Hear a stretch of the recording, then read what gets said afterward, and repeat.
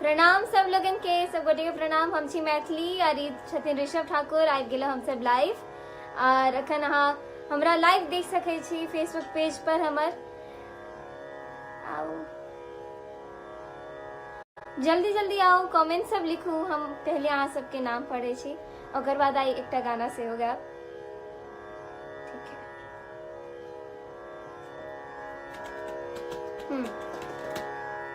आइए Pradeep Kumar Pandit ji, Balveer Karn ji, Vikas Jha ji, good evening.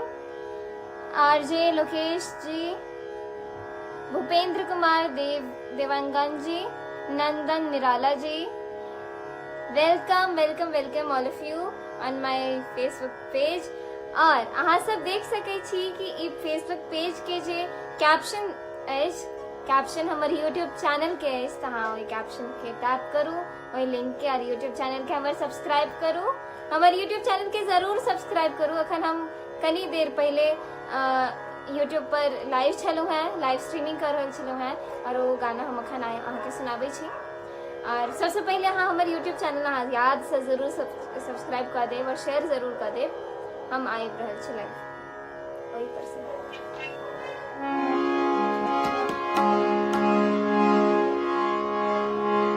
आइए मुनमुन चक्रवर्ती जी, छोटे खान जी, पाठक आशुतोष जी, रंजन राज रंजन जी, नमस्ते परवीन वर्मा जी, राम राम जी, शाम सोनी, मैं बिल्कुल ठीक हूँ। Kamod Kumar Patel, thank you. रॉय श्री, राजेश चौधरी जी, जय श्री राम।